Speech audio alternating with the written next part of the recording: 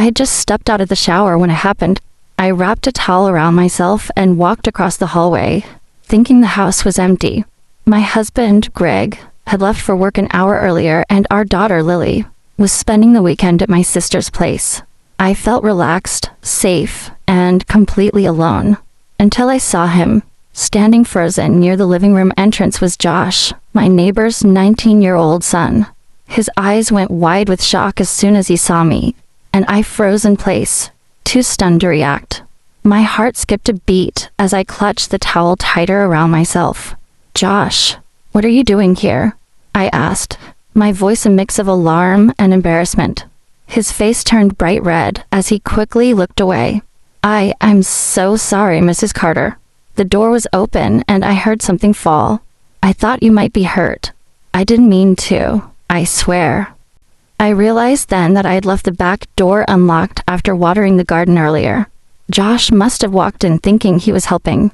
He was a good kid, always helping his mom or neighbors without hesitation. Still, this moment was nothing short of mortifying. I quickly dashed back to my bedroom and threw on a robe before returning to face him. He stood with his eyes glued to the floor, his hands awkwardly stuffed into his pockets. I didn't mean to see anything. I was just worried. "I'm really sorry," I sighed, trying to compose myself. "I know you didn't mean to. Thank you for checking. But next time, just knock first." He nodded quickly and mumbled another apology before slipping out the door. For the rest of the day, I couldn't stop thinking about the incident. Not just the embarrassment of being seen like that, but the way Josh had reacted. He didn't laugh. He didn't make it worse. He looked mortified himself, and genuinely concerned. The next morning, I was in the kitchen making coffee when I heard a knock at the front door. To my surprise, it was Josh, holding a small bouquet of daisies. "Hi, Mrs. Carter," he said nervously. "I just wanted to say sorry again. I felt terrible all night. I didn't mean to invade your space or make you uncomfortable." I was touched by the gesture. "That's very sweet, Josh. Thank you. I appreciate the thought." He offered a shy smile. "You're always kind to everyone in the neighborhood. I just didn't want you to think I'd ever do anything inappropriate." I invited him in for a quick chat, mostly to put him at ease. He sat awkwardly at the edge of the couch, clearly still uncomfortable. We ended up talking for nearly an hour. He told me about his college plans, his part-time job, and his interest in photography. I listened, amused at how easily the conversation flowed after the rocky start. From that day on, Josh would often wave when he passed our house. Sometimes he'd stop by with updates about his classes, or just to say hello. Slowly, the awkward memory of that first encounter began to fade. One afternoon, a few weeks later, I was organizing old boxes in the garage when I heard footsteps behind me.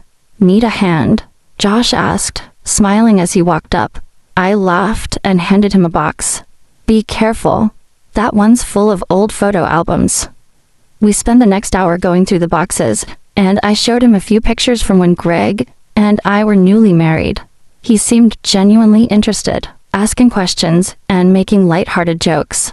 Time passed, and our casual chats became regular occurrences. Josh often helped with chores, and we became more comfortable around each other. Greg noticed, too, and was happy that someone was helping around the house while he was busy at work. One day, I noticed Josh seemed quieter than usual. I asked if everything was okay, and he hesitated before replying. "It's just things at home are kind of tense.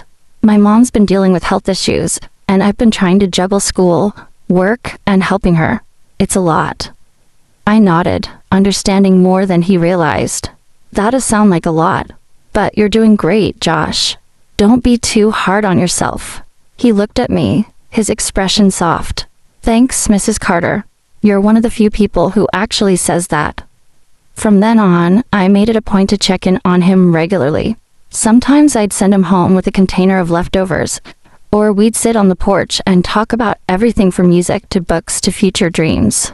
It wasn't anything dramatic, just small, kind moments between two people who had accidentally found a strange kind of friendship in the most unexpected way. By the end of the summer, Josh left for college out of state. Before he left, he stopped by to say goodbye. "Thank you for being there for me," he said. "I'll never forget your kindness." I smiled and gave him a hug, one that felt like a proper farewell. Take care of yourself, and call your mom often. As I watched him walk down the path toward his car, I realized something. Sometimes, surprising moments can lead to meaningful connections. Not every story ends with drama or scandal. Some end with a quiet goodbye and a memory you'll cherish for a long time. And that's exactly what happened with Josh. What started as an awkward accident became one of the most unexpectedly heartwarming friendships of my life.